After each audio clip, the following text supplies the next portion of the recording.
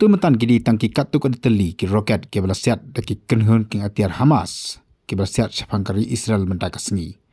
Ki Hamas ki beri ki kenhun ki atiar na ri Palestine ki lakam baki lasiat adu san hajar teli ki roket syari Israel kum kadak kejeng penhiar kela ane kejeng penpai kela ya kejeng tombor jakari Israel hari Palestine hakini ki sengi ki beladap. Ki khubor ki yathu bahkan kejeng siat roket jengki Hamas syari Israel dagi pongot kinong Israel kilayap pada kispangot ki wepat kilaman saw. Kini kejeng siat roket kendet dagi Hamas syari Israel kastang menem step.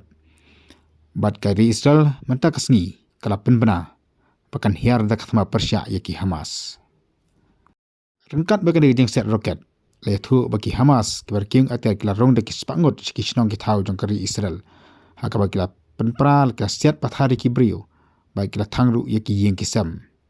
Kemjuru rengkat bagi roket kila penjat ika bapun kijing tai jongkari Israel. Palai ben ihni katram ka bami ni kijaka ka bafefer jongkari Israel. Kila kemding bat kemjuru kila yang katram ka bayong bakalong tik kum kathama. Kari Israel kila pen mena bakan hiar da kathama ban ajik sneng yaki Palestine yaka bakin ken mausa junom la junom. Kini kathama hapen ki Palestine bat ki Israel.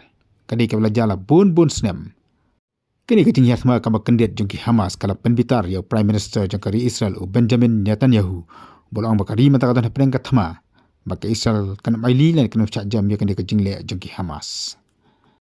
Kini kathma hapeng jongki Israel baki Palestine dikapen kan maru yaki babun ki Kristan. Pakani kejeng le jongki Israel baki Palestine kapen kan maru ya kejeng tu hanana ka Bible hapeng David badu kolayat ani hapeng kijat benri Israel baki kijat benri Palestine. Ki babun ki rika perthai kala pandam jor jakan dika jingle jengki Hamas haka bakal hiathma kendel lane kasiat negara ka chakari Israel.